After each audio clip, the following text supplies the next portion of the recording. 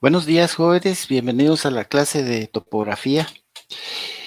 El día de hoy vamos a seguir abordando lo que es los temas de em, la unidad 4, levantamientos topográficos con teolito, y la unidad 5, que son los procedimientos de cálculo. Hoy básicamente vamos a ver lo que es el método de conservación de azimut a 180 grados. Pero antes quiero yo que repasemos, que veamos una cuestión acá sobre, acá está. Bueno, ustedes recordarán que la vez pasada, en la sesión pasada, estábamos viendo lo que es el método de estación central con radiaciones. Entonces, este método, pues como ustedes saben, es cuando es el menos usado, uno de los menos usados, porque es para áreas pequeñas, desde un punto central podemos visar en relación a un meridiano, que es, en este caso, si vamos a usar teolito, es el norte magnético, porque la brújula, eh, podemos observar todos los esquineros del polígono, y entonces, ya sea con cinta, si es posible con cinta o con Stadia, obtenemos las distancias horizontales. Y el equipo nos da también lo que es el ángulo azimutal. Entonces, nos quedamos acá calculando el error de cierre angular permitido en relación al cierre angular que nosotros habíamos obtenido. Entonces acá, digamos, pero este no es el producto final, porque ustedes se recordarán que, que para el producto final necesitamos elaborar un plano. ¿Qué hacemos con esto? Acá hay una metodología para hacer el cálculo del polígono y del área o de la superficie del polígono. Hay una metodología para realizarse a mano. En este caso yo no les voy a dar esa metodología porque considero que ya en la actualidad, eso se hacía antes que existiera el AutoCAD.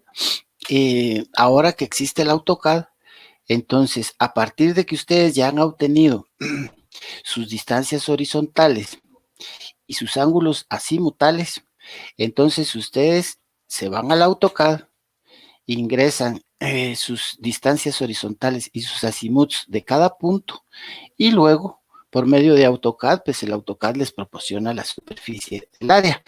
Esta figura poligonal, ustedes la trasladan a su plano. Si es un área no registrada, no declarada, perdón, en zona de proceso catastral, entonces ustedes utilizan un formato el que se usa normalmente para planos de registro. Y si el área está declarada en zonas de proceso catastral, entonces ya tendrán incorporado en su AutoCAD el modelo del plano. Esto es por los márgenes y por todo lo que tiene de medidas ese plano. Entonces, el cálculo acá lo vamos a obviar en cuanto que tenemos la herramienta AutoCAD, vuelvo a repetir, y ahí podemos ingresar nuestros azimuts y nuestras distancias horizontales, y luego ahí nos obtenemos el polígono y luego el área superficial. Entonces, creo que no nos vamos a complicar en hacer un cálculo que lo podemos hacer mucho más sencillo ya con la tecnología que actualmente contamos, como es AutoCAD. Entonces, este sería el primer método.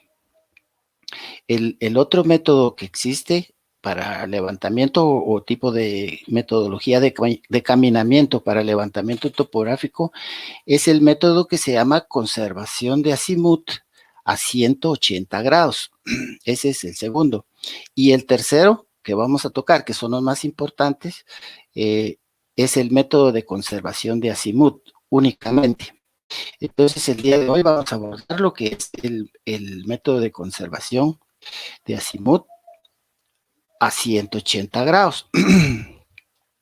Entonces, si me permiten, les voy a compartir eh,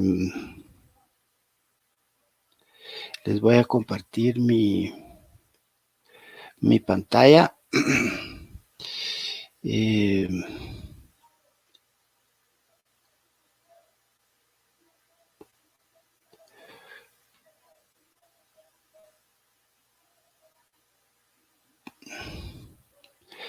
entonces, como les mencionaba, el día de hoy vamos a ver lo que es el método de conservación de Azimuth a 180 grados.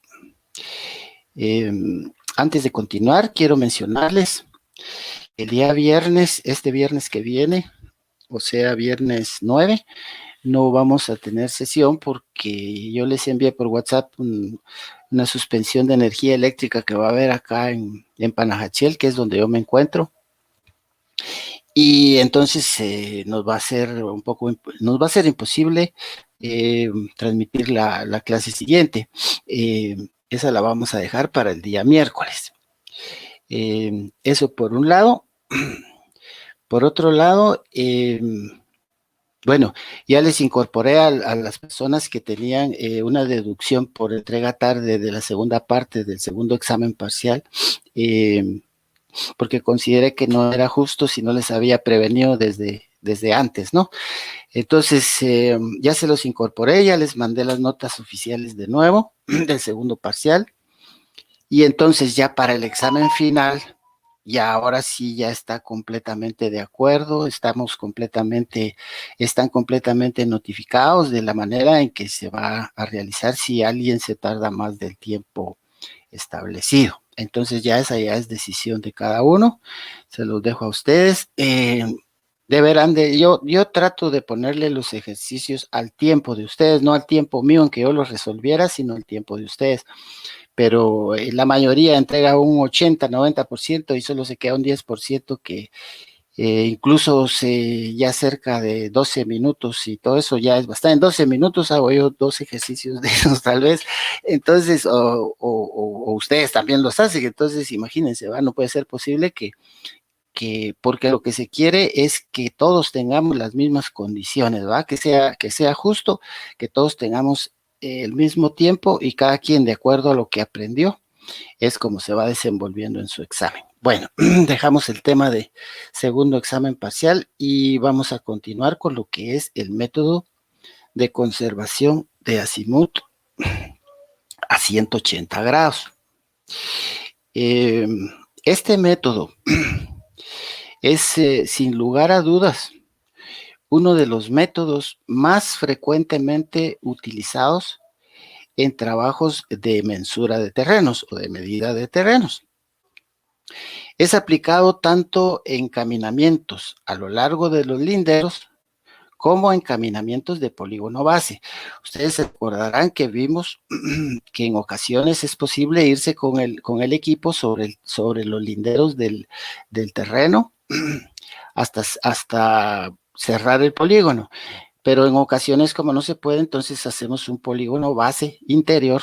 Yo hago un polígono base interior, también se puede hacer exterior, pero se complica un poco más. Es mejor hacerlo solo interior. Y desde este, pues radiamos los esquineros del polígono real. Entonces, este método de conservación de Azimuth a 180 grados se puede utilizar en ambos casos. Pero bien, este método posee el de conservación de Azimuth a 180 grados, porque recuérdense que el otro se llama método de conservación de Azimuth, nada más. Ese es el siguiente que vamos a ver. Pero este método de conservación de Azimuth a 180 grados posee una característica muy particular, la cual consiste en que todas las estaciones impares de levantamiento, es decir, la 1, la 3, la 5, la 7 y así sucesivamente, el valor de los ángulos horizontales registrados lo constituyen azimuth inversos. No así en las estaciones pares, es decir, la 0, la 2, la 4, la 6 y así sucesivamente, en los cuales los valores angulares horizontales constituyen azimuts directos. Entonces, con esta salvedad en mente, tenemos que tomar este método de conservación de azimut a 180 grados. Lo repito porque es muy importante. Las estaciones impares de levantamiento, es decir, 1, 3, 5, 7 y así sucesivamente, el valor de los ángulos horizontales registrados lo constituyen azimuts inversos. No así en las estaciones pares, que es la 0, la 2, la 4, la 6 y así sucesivamente, en las cuales los valores angulares horizontales constituyen azimuts directos. Bueno, entonces ahora vamos a ver cómo se realiza el procedimiento de campo. El procedimiento de campo. El procedimiento que yo les voy a presentar constituye un caso que es general de un levantamiento planimétrico realizado con la ayuda de un caminamiento sobre un polígono base. Paso número 1. Como siempre en todo levantamiento, vamos a realizar un reconocimiento del terreno. Ya anteriormente ya les mencioné cuáles son las características que debemos de considerar en el reconocimiento del terreno. El paso número 2 sería definir la trayectoria del caminamiento, ¿verdad? En el paso número 3 vamos a seleccionar el punto de partida o lo que llamamos estación 0 de levantamiento. Luego, en el paso número 4, vamos a colocar el aparato en estación sobre el punto anteriormente seleccionado. Esto es ACNAO, ¿verdad? Armado, centrado, nivelado, acerado y orientado. Y luego vamos a trabajar la estación. ¿Pero en qué consiste trabajar la estación?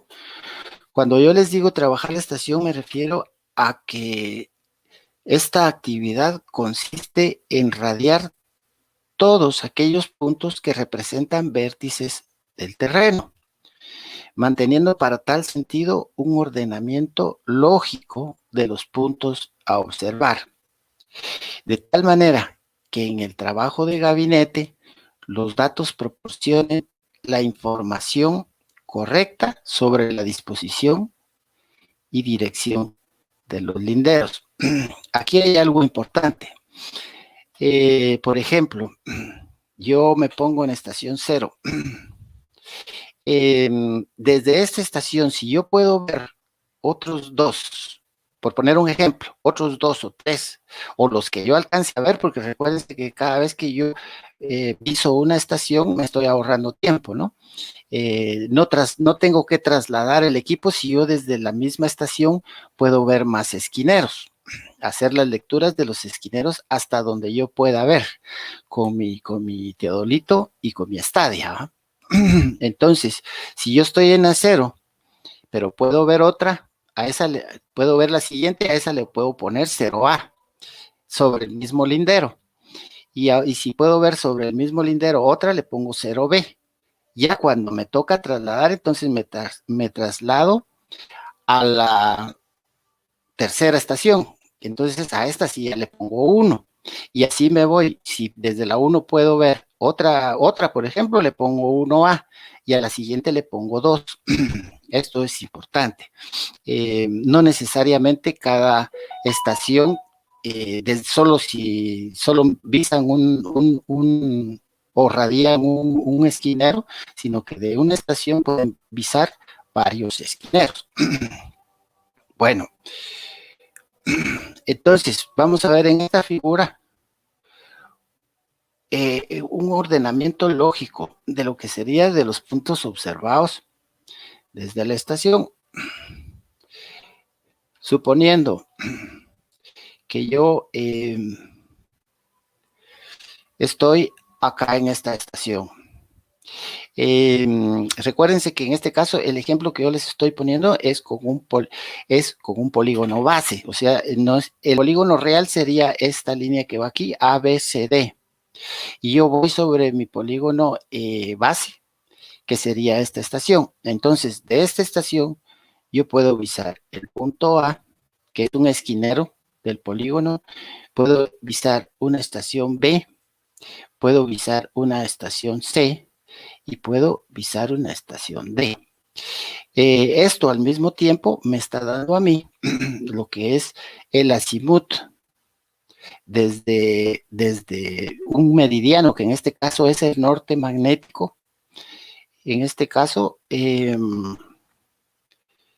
este azimut que me está dando hacia mi punto A, luego está este otro azimut que me está dando hacia mi punto B, este azimut que está acá hacia mi punto C, este azimut hacia mi punto D y este azimut hacia mi punto E. Hacia la estación 1, perdonen, hacia la estación D, porque aquí estoy suponiendo que solo voy a ver cuatro esquineros del polígono real, o sea, A, B, C y D. Entonces ya de acá, como ya no puedo ver otro, porque supongamos que el otro esquinero está por acá, pero hay árboles o lo que sea, yo no puedo ver, entonces yo me traslado con mi estación, de mi estación 0 a mi estación 1. En este caso yo le estoy nombrando a mi estación, a esta 0A, a esta 0B, a esta 0C y a esta 0D. Luego, como yo no puedo seguir visando más esquineros, me traslado hacia otra estación, porque estoy con polígono base, y desde aquí sigo visando las que yo pueda ver para continuar el caminamiento. Entonces, a estas de aquí ya llamaré yo 1A, 1B, 1C, 1D, y así me voy hasta que logro cerrar todo el polígono y volver otra vez a mi estación 0A, que es esta de acá con la que yo comencé. Este sería el ordenamiento lógico de los puntos observados de la estación. Ustedes se recordarán que yo les mencioné que de preferencia háganlo en sentido de extrógiro, o sea, de izquierda a derecha, como está en este sentido, o en el sentido de las agujas del reloj para que nos comprendamos mejor, y no en sentido levógiro. También se puede hacer de derecha a izquierda, no hay ningún problema, pero lo único es que los cálculos se les van a complicar un poco más. Entonces, para facilitar el trabajo, el ordenamiento lógico de los puntos observados desde la estación, en el caso de este polígono base, deben de ser de esta manera. Para radiar cada punto de la estación 0, se procede de la misma forma como quedó plasmado anteriormente en el punto correspondiente a trabajar una estación. O sea, ustedes la ponen acá. Entonces yo lo que les quiero hacer notar acá es que si ustedes se fueran sobre el polígono real, aquí tendrían que poner en estación el aparato, aquí otra vez ponerlo en estación, aquí ponerlo en estación, y así se irían, se tardarían mucho. Si son, pónganle ahí, hay polígonos que son de 160, 120, 80, 60 esquineros, olvídense, es un trabajo bastante minucioso, ¿eh? Entonces, mejor polígono base, y luego desde aquí pueden radiar los esquineros, y aquí solo hay 2 estaciones, mientras que aquí tendrían que hacer 4, ¿no? Y ya en una cantidad grande de 100 estaciones serían 50, entonces ahorramos bastante tiempo. Bueno, paso número 6 es el traslado del instrumento hacia la siguiente estación. Aquí vamos despacio porque es importante. Hay que mantener presente que el método de conservación de azimut a 180 grados, como su nombre lo indica, es un método basado en la conservación del meridiano asumido en la estación de partida. En este caso, el ejemplo anterior que acabamos de ver en la lámina es un norte magnético que está orientado el meridiano, o sea, el equipo está orientado a un meridiano que es el norte magnético, porque lo estamos haciendo con brújula. Entonces, lo que vamos a hacer es mantener ese meridiano, vamos a conservar el azimut asumido en ese meridiano, es decir, en la estación de partida. Razón por la cual el último valor registrado por el teodolito de 0 a 1, o sea, el ángulo azimutal que nosotros obtenemos en la visual de la estación 0 a la 1, fíjense que no estoy diciendo a la A, sino estoy diciendo a la 1, porque ahí me voy a trasladar. Yo no me voy a trasladar, como en este caso, lo voy a poner acá, yo no me voy a trasladar con el equipo hacia estos esquineros, no, porque estos solo los estoy radiando, pero sí me voy a trasladar de la estación 0 a la estación 1. Entonces, este valor angular que yo tomé aquí y lo registré, porque lo anoté, por el teodolito que yo tengo de 0 a 1, deberá conservarse al momento de trasladarme la estación, porque aquí sí voy a cambiar el equipo desde la estación 0 hacia la estación 1. Entonces, ahora bien, como les digo, vamos despacio porque esto es muy importante en este método. Para efectuar el traslado del aparato a la siguiente estación, o sea, de la 0 a la 1, se procede de la siguiente manera. En el inciso A, chequea que el tornillo macrométrico del azimutal se encuentre en posición de fijado, es decir, cerrado. El tornillo macrométrico del movimiento azimutal debe de estar fijado para hacer el traslado. Luego, chequear que el ángulo horizontal registrado en la escala correspondiente corresponda al azimut anotado entre la estación y el punto siguiente de la estación. O sea, ya tenemos que tener anotado el azimut que nos dio el equipo. Luego, liberar el tornillo macrométrico del movimiento horizontal. El macrométrico, liberar el tornillo macrométrico del movimiento horizontal. ¿Para qué hacemos esto? Esto tiene por objeto que el instrumento no vaya cerrado. En el traslado del equipo, el instrumento no tiene que ir cerrado, porque si nosotros lo cerramos con el movimiento, el equipo tiende a dañarse, porque hay un torque que hace el equipo al estar cerrado, ¿no? Al momento de efectuar el traslado. Entonces nosotros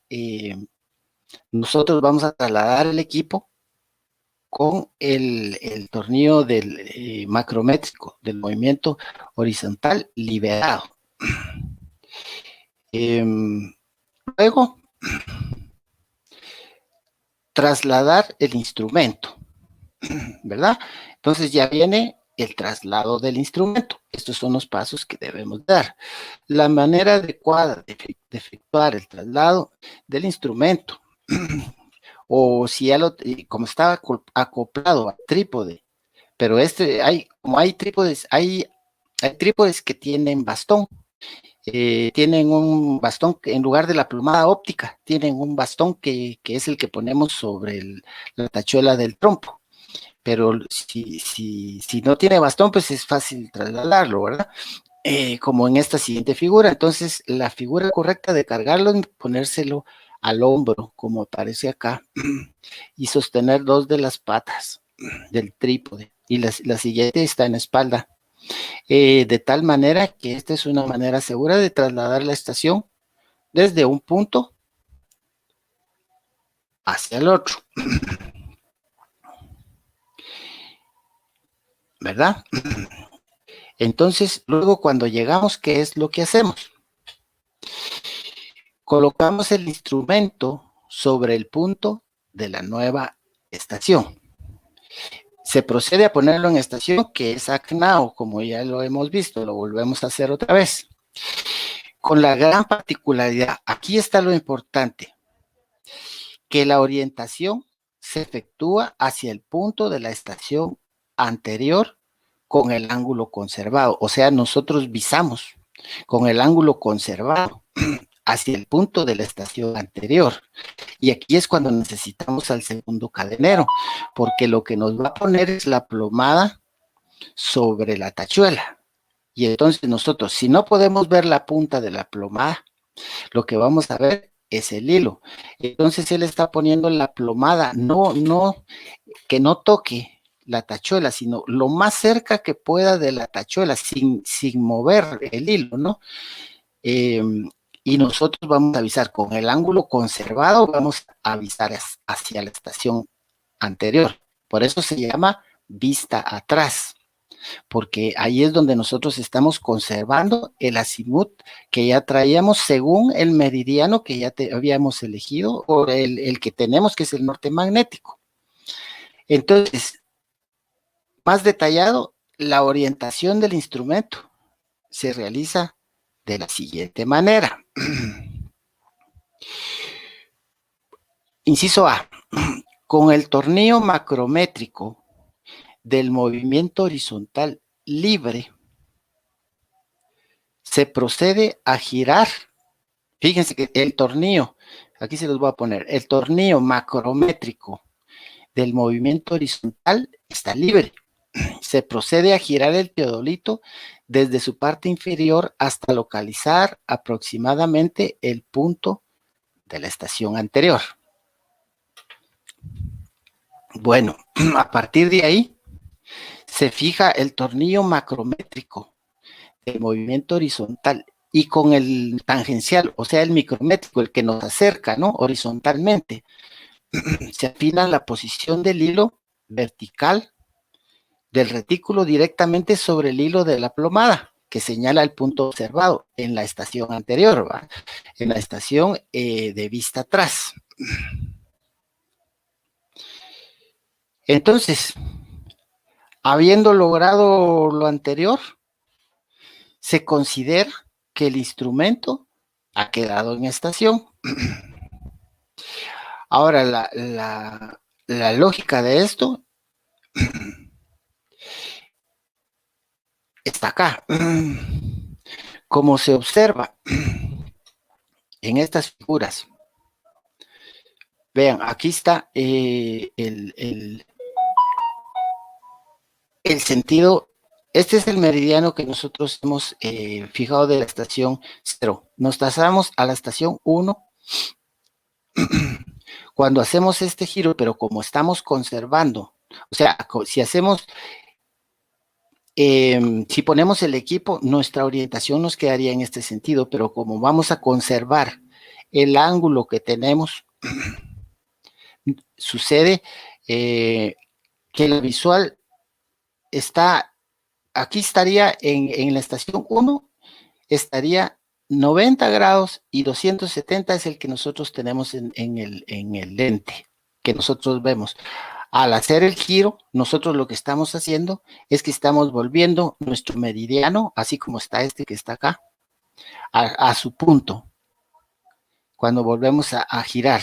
Entonces estamos conservando 180 grados, que son de 90 a 270, que están acá. Y entonces aquí cuando volvemos a visuar para adelante otra vez, entonces ya estamos conservando nuestro meridiano, o sea, estamos conservando 180 grados, entonces seguimos conservando este mismo meridiano que está acá, que usamos al inicio. Y así, como este movimiento, nos vamos haciendo todas las estaciones. Todas las estaciones. Por eso se llama conservación de 180 grados, porque estamos conservando 180 grados siempre para que nuestro meridiano sea el mismo del punto de partida. Como se observa en las figuras, la posición relativa de la dirección asumida en la estación anterior ha quedado girada en 180, ¿verdad? En 180 grados, por razón por la cual el valor angular registrado en la primera estación, en esta estación, en la estación 1, aquí, se constituirá en un azimut inverso. Por eso es que los impares se convierten en azimuts inversos.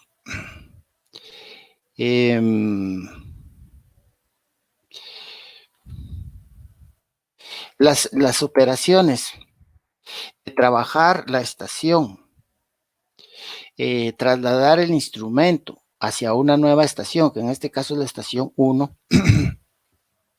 se repiten el número de veces similar al número de estaciones que tenga el levantamiento.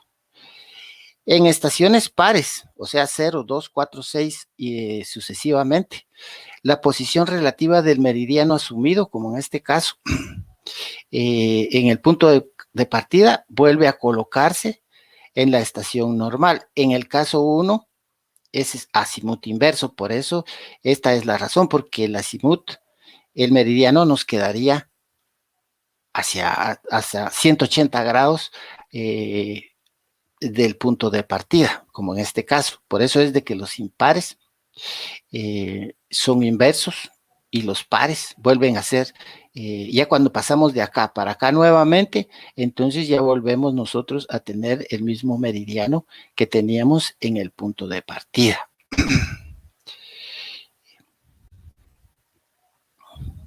¿Está bien? Entonces podemos ver la posición del meridiano en estaciones pares.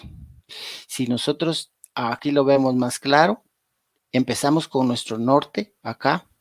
Este era nuestro ángulo azimutal que teníamos, ¿verdad? Pero ya cuando nos pasamos a este,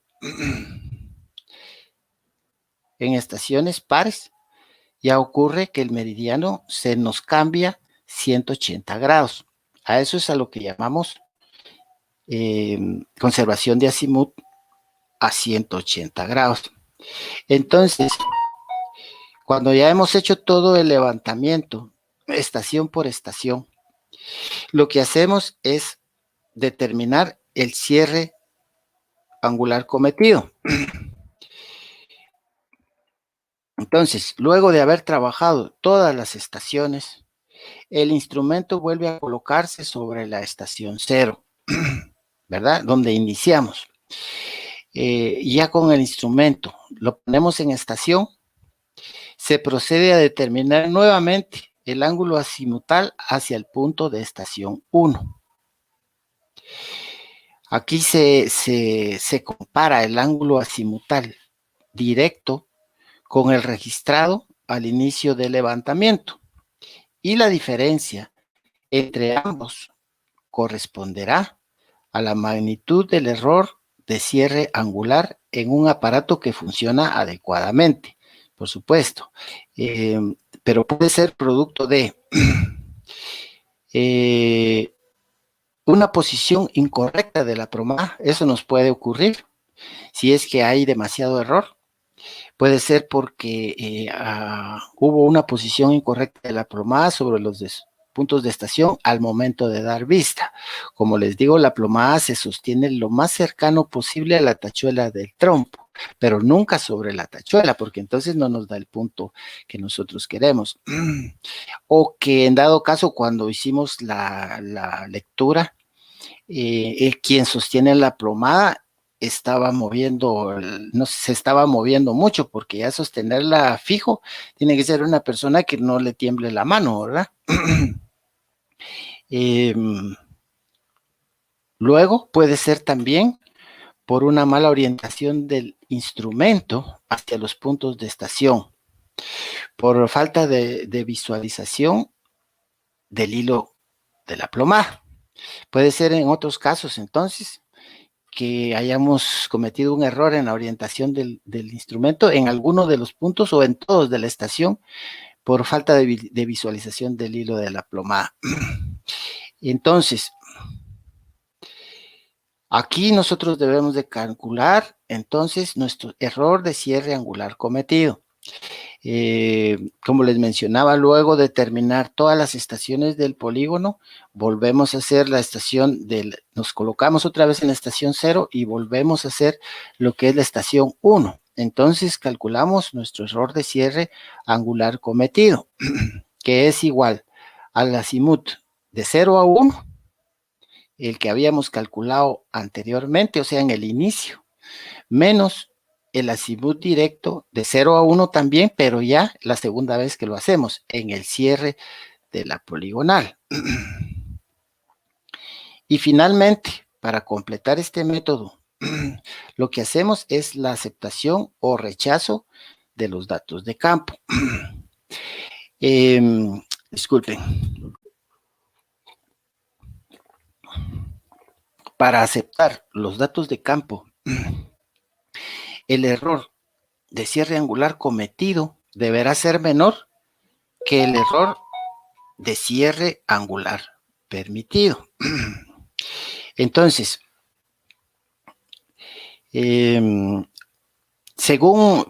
recuérdense que hay así estamos en Guatemala. Va a llegar un momento en que solo vamos a tener los requerimientos que exige el Registro de Información Catastral, el RIC.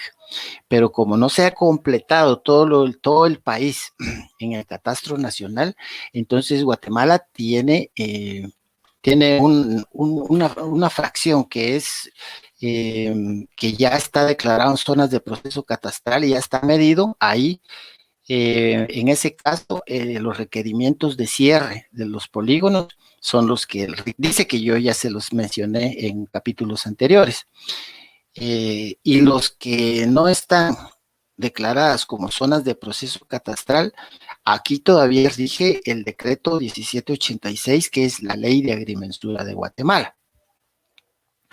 Entonces, en este caso, el cierre angular permitido estará en función del grado de dificultad del terreno levantado. De esto, pues, se establece lo siguiente, ¿verdad? El error. Esto es para las zonas que no están declaradas en zonas de proceso catastral, sino que tomamos en cuenta la ley de agrimensura. El error de cierre angular permitido en terrenos fáciles será igual a K dividido 2 raíz cuadrada de N, en donde K es la apreciación del instrumento utilizado en el levantamiento y N es el número de estaciones de levantamiento o número de cambios de estación. Entonces, así es como calculamos el error de cierre angular permitido. Esto es para terrenos fáciles. Y para terrenos, el error de cierre permitido en terrenos difíciles sería K raíz de N, en donde K es la apreciación del instrumento utilizado en el levantamiento y N es el número de estaciones de levantamiento o número de cambios de estación, ¿verdad? Entonces, aquí les tengo un ejemplo de un formato de campo llevado en la libreta de anotaciones. Aquí lo que tenemos en formato de campo, esta libreta es lo que debe contener cuando vamos a hacer conservación de azimut a 180 grados. Tenemos estación, punto observado, la lectura de hilos, hilo superior, hilo medio e hilo inferior. Tenemos que anotar el ángulo vertical. Aquí tenemos que calcular la distancia horizontal. Pero como se recuerdan la diferencia que hay entre estaciones pares e impares, entonces tenemos que tener una casilla que nos diferencia estas cosas. Entonces, ángulo azimutal, tenemos que tener un ángulo azimutal directo para las estaciones que son ángulo azimutal directo y un ángulo azimutal inverso para las estaciones que son con azimutos. Sí. Bueno, esto sería lo que es el trabajo de campo y la elaboración de la libreta. Pero ahora bien, ¿cómo hacemos nosotros para elaborar el plano, para hacer los cálculos? Entonces, aquí hay 3 caminos. Uno es que elaboremos los cálculos manualmente, lo cual realmente ya no se usa. Es bueno saberlo, pero no es bueno para la práctica. Ya cuando se trabaja a cierta escala, pues no es aconsejable estar haciendo cálculos. Entonces, lo que hacemos acá es que como ya tenemos todo lo que son azimuts y distancias horizontales, pues nos podemos ir a AutoCAD también, tal y como el método anterior, el método de radiaciones. Ahí dibujamos las distancias horizontales con los azimuts respectivos y hacemos el plano y ya AutoCAD nos da la superficie del polígono. Ese polígono lo trasladamos al formato, ya sea del RIC o el formato del registro general de la propiedad inmueble. Y, y con esto terminaríamos el trabajo. Pero el tercer camino es el que vamos a practicar nosotros. En este caso, vamos a... Ay, jula, ¿qué se me fue esto? Vamos a... Ahorita les voy a decir. Lo que vamos a hacer es que vamos a entender esto que está acá. ¿Sé dónde tengo esto? Aquí está.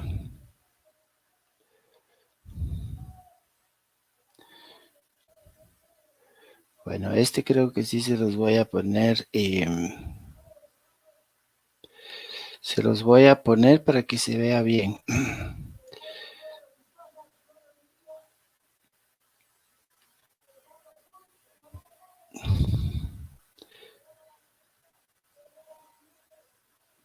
Lo vamos a agrandar de tal manera que lo podamos entender.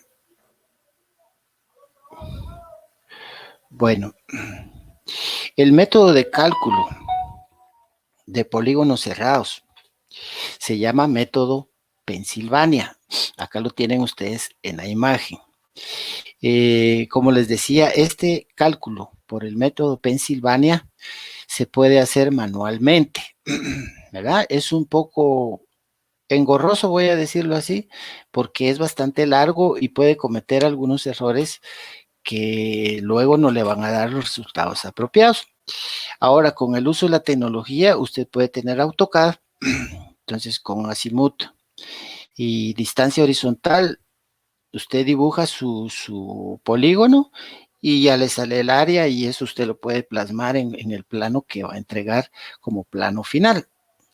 Pero la otra alternativa son hojas de cálculo. Y como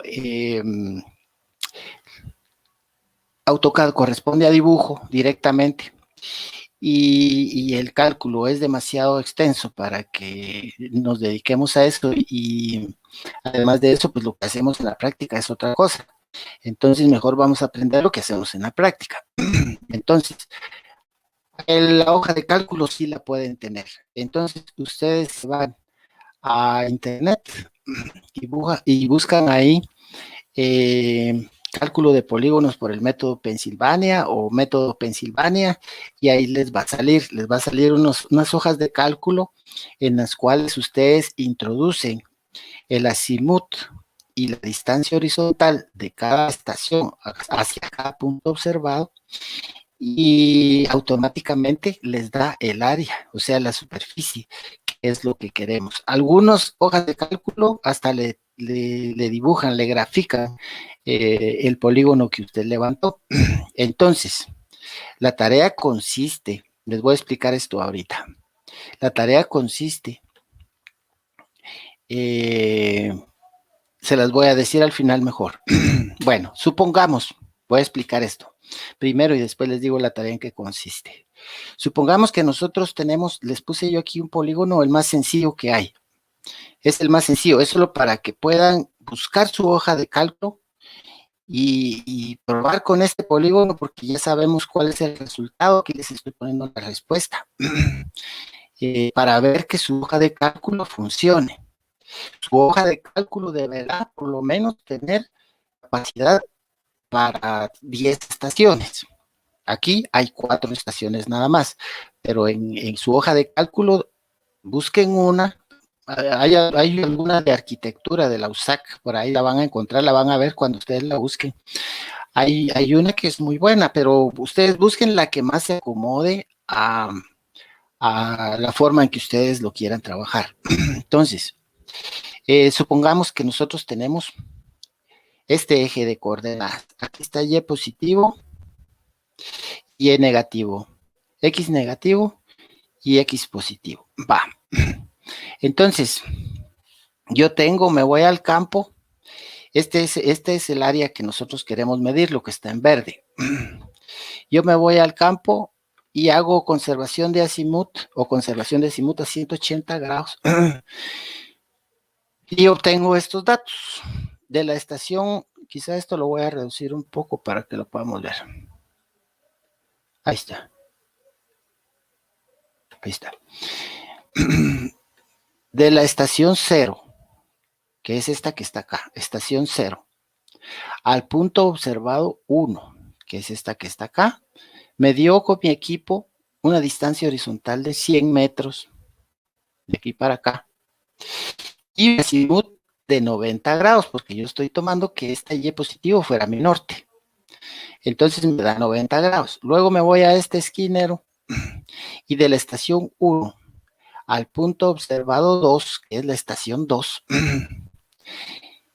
me da una distancia horizontal también de 100 metros. Solo que aquí, como es hacia acá, aquí hay 180 grados. Esto ya lo tenemos súper sabido porque esto lo hemos explicado desde el inicio del curso. Desde la estación 2 al punto observado 3, sucede que casualmente también me dan 100 metros, pero mi azimut en este caso es de 270 grados. Y de mi estación 3 para llegar a mi estación de inicio, que es el punto 0, también me dan 100 metros y me da un azimut de 360 grados, por supuesto. Bueno, ya tengo yo esto. Entonces, si ploteáramos nosotros nuestras distancias con nuestros azimuts en un papel milimetrado, tendríamos que las coordenadas dibujadas en un plano cartesiano serían las siguientes.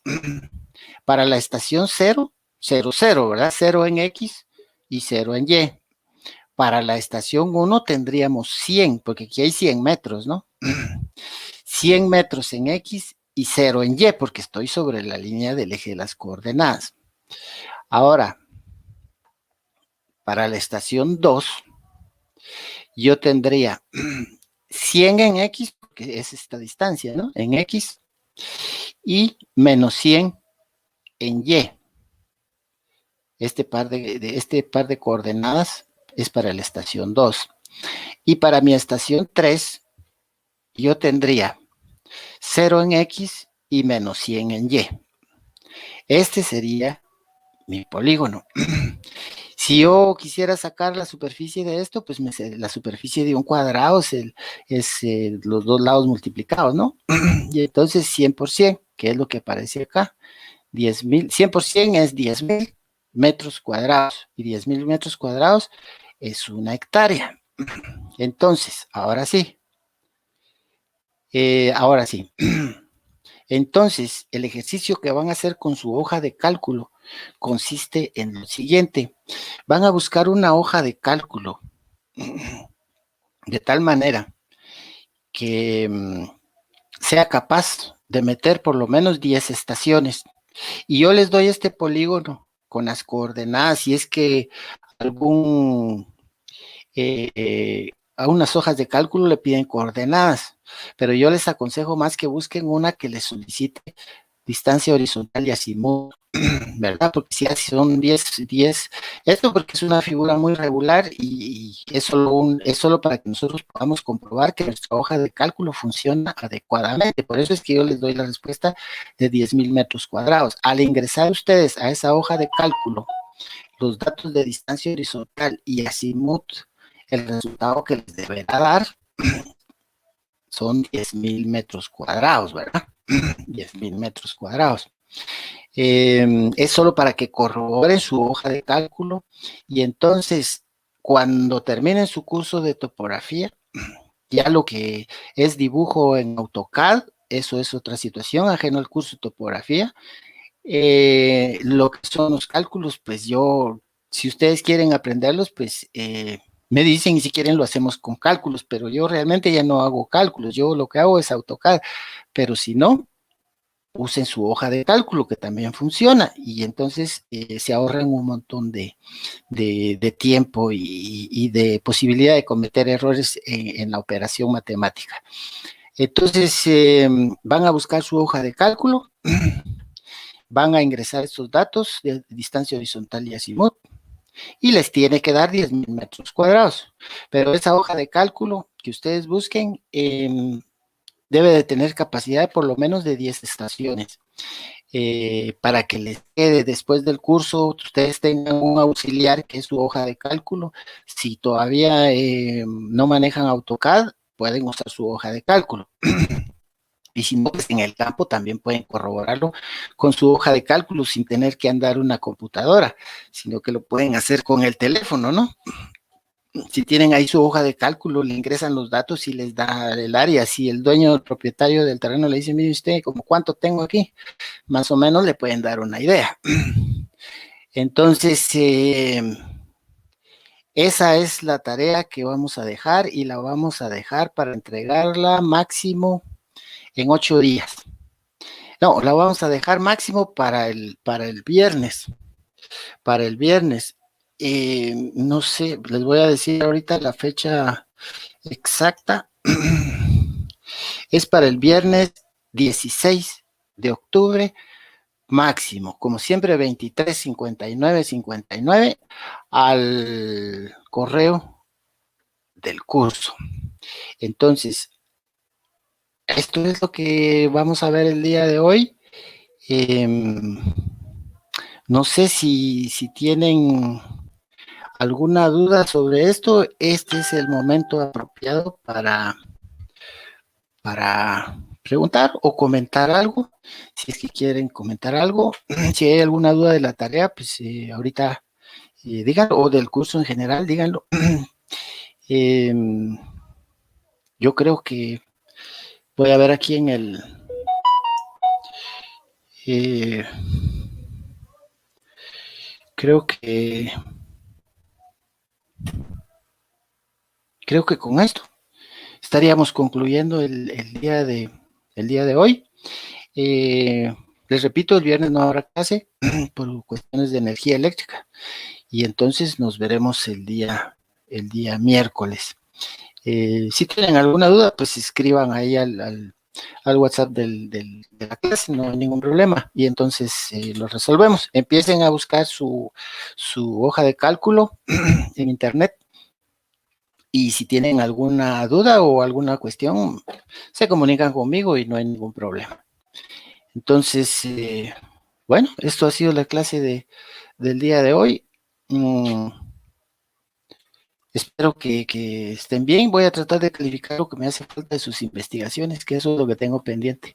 Así es que cuídense bastante, cuiden a sus familias y nos vemos el día miércoles. Que tengan feliz tarde.